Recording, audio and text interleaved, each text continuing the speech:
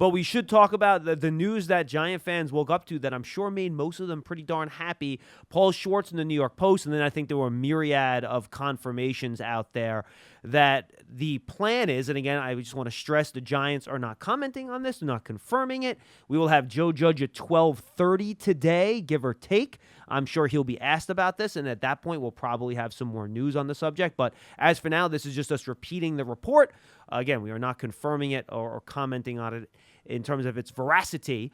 But Paul Schwartz with the initial report and then a load of confirmations thereafter that the plan is for Saquon Barkley to take and pass a physical today and get activated off the physically unable to perform list, which the folks out there know best as the PUP list.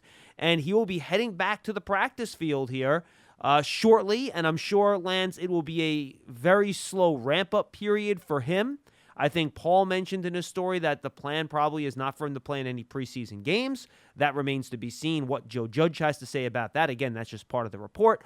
But the good news, Lance, is that he's to the point now, if this is accurate, and we'll see if it is when Joe Judge talks at 12:30, that he is ready to hit the practice field and rejoin his teammates to get ready for the start of the regular season. Yeah, very encouraging news. I'm with you in terms of what you indicated through Paul Schwartz's report that it would be very surprising if Saquon took part in preseason games. I just don't think it's the biggest necessity at this point. I think the goal is get him on the practice field, get him closer to maybe participating in practice within a team environment as opposed to doing some individual drills, so this way he could ramp up. But I think the big key in this report is the fact that it's August 9th. And the season doesn't start, meaningful games don't start until about mid-September. So if they're activating him from the PUP and he, once again, is getting closer to a team environment practice, we're looking at a good 30 days, John, before he has to get out there for a regular season game. So more than a month. From now, August 9th to September 12th. It's more than a month. Absolutely. So that, to me, is the most encouraging news out of this, because I think everybody was wondering, well, when is he going to come off of PUP and how close from him coming off of PUP will the season be? So the fact that we're dealing now with just over 30 days, I think that, to me, is the biggest takeaway, more so than reading anything else into what may develop over the course of this week. Yes, and I'm sure the Giants will not give a timetable because you don't want to marry yourself to a timetable and things like this. But usually if you get a player that's able to practice within 30 days of the start of the regular season, odds are that player, unless there's a setback, and you never know what happens over the course of a rehabilitation, over the course of a recovery, that a player, things have to get slowed down and, things of that nature. So we don't know if that could happen. But if everything goes according to plan here, I imagine that should be enough time under normal circumstances in order to be ready for that first regular season game.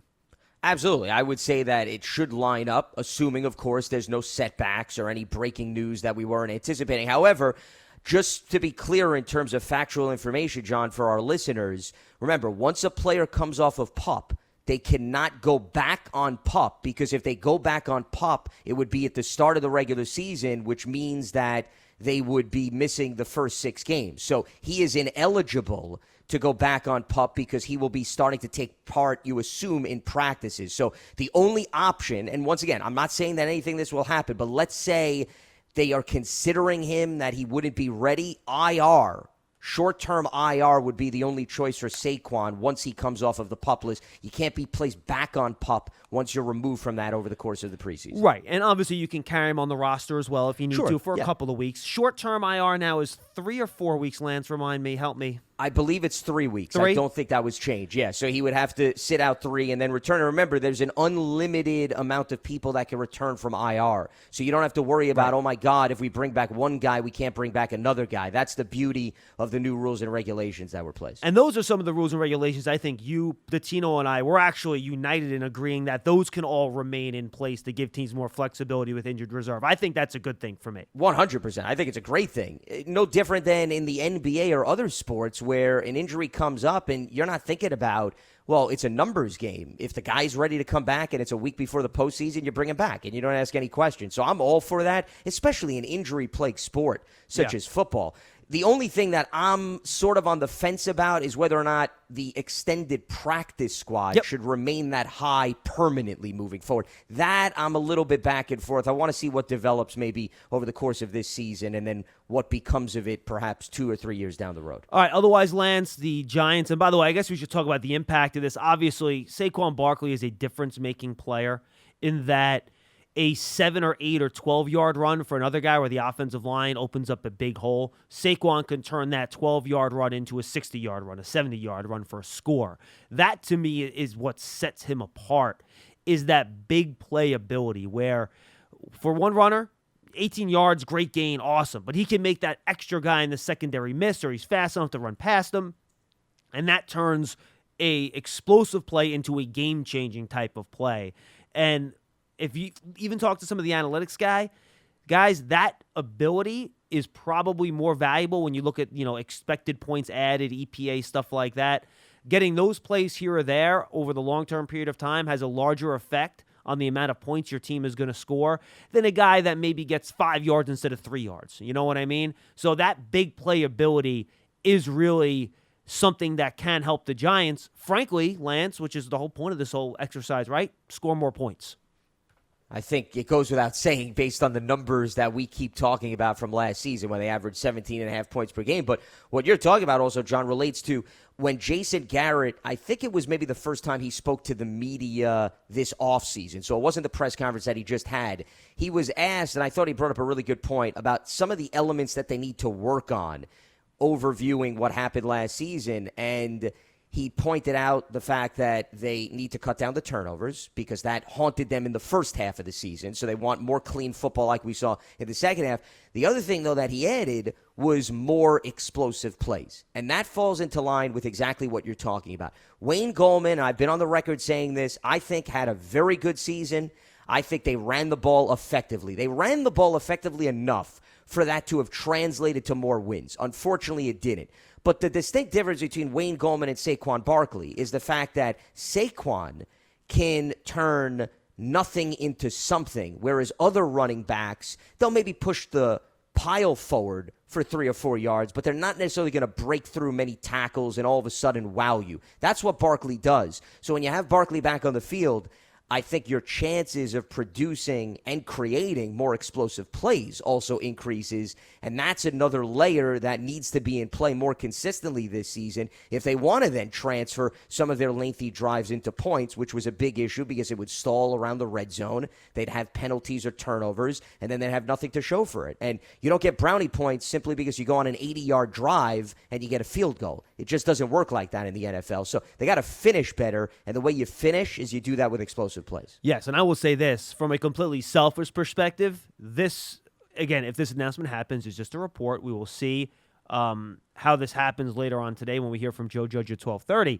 I needed this for my bold prediction, Lance. If Saquon Barkley was going to set a new career high for yards from scrimmage, I need him pretty close to full strength in that first week. And for that to happen, I feel pretty good about a 30-day ramp-up period.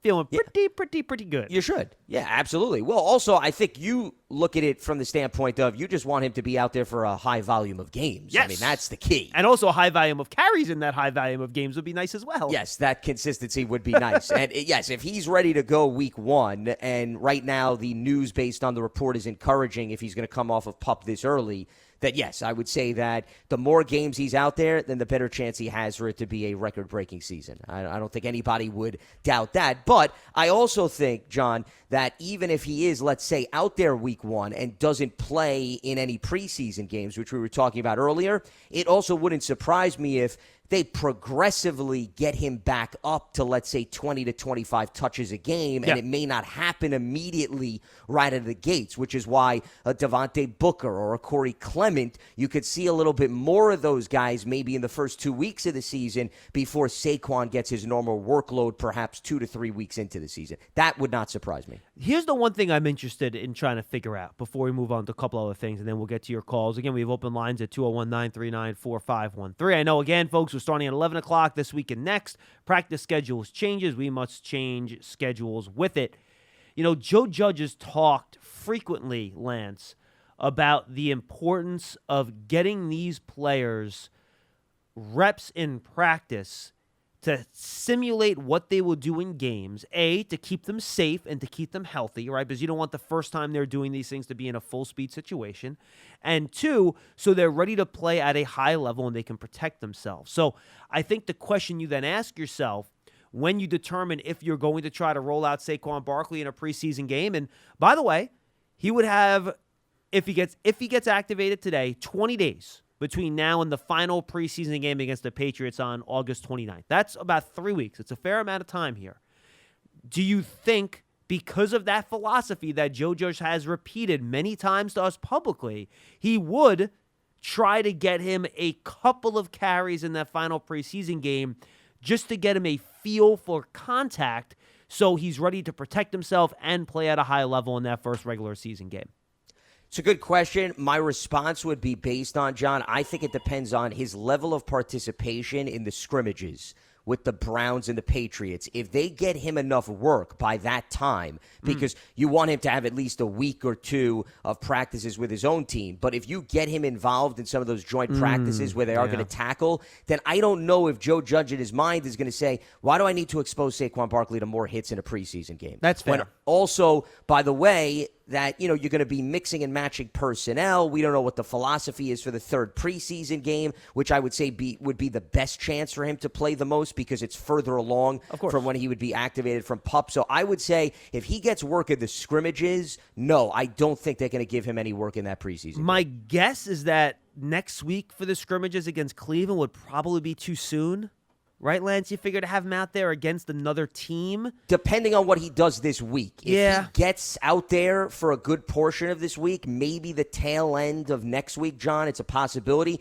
If it's not much of anything this week, if the activity is very slow and it's not a lot of team participation, then I would say I would be surprised then if he gets a lot of work in that Cleveland scrimmage. Well, look, they have 4 practices in a row here on the 9th, 10th, 11th, and 12th. And the 11th being the Fan Fest over at the stadium. Then they're off Friday. They have the game on Saturday, and the players are off Sunday and Monday. Then you have one practice on Tuesday, August 17th, before you travel to Cleveland on Wednesday, the 18th, and they're not doing anything on Wednesday in terms of like a full practice. So my guess, Lance, for these 4 days this week, you're going to be seeing individual work and a slow ramp up. I think the key is that practice on Tuesday, the 17th, right? If he's able to do some team stuff on that day, maybe that will greenlight a little stuff in Cleveland. But if I had to bet, I think the practices against the Patriots is probably the more likely target. If, again, you want to keep him out of those preseason games. I don't know. Maybe they're like, all right, we think the game is actually a little bit safer because you want, or maybe it's a better copy of what you do in the regular season. Because look, in these joint practices and scrimmages, these guys are still not going to be tackling guys to the ground, right? That generally does not happen in these joint practices because you want to keep guys healthy. So do they want to give him a chance to get tackled to the ground in a game? I don't know the answers to these questions. Hopefully we'll know more from Joe Judge because I'm sure he's going to be peppered about this a lot when he speaks at 12:30. 100%. I think that, once again, it goes based on how Saquon's feeling and what he tells the training staff. Because that was the other thing that Joe Judge mentioned. He said, we need to protect the players for themselves, but we also respect getting feedback from them. So, what is Saquon's body telling him? The other thing that I think is important, which you were touching on, is when a player is returning from an injury like this, it's not so much about, you really want to beat the living what out of them. You just want to get them to feel what a day is like after you take some hits, so what your body feels like and what the recovery is like, because that to me is another good indication about where you are based on the injury, meaning is there soreness in the knee? Do you feel as if you normally felt after you would play a typical game with 20-some-odd carries? I think that's important, John, for Saquon to experience before maybe he gets into the regular season. So, if you don't feel you're getting enough of that during a scrimmage, then maybe you give him one series against the Patriots. But I will say this, a lot is going to depend on, here's the other factor.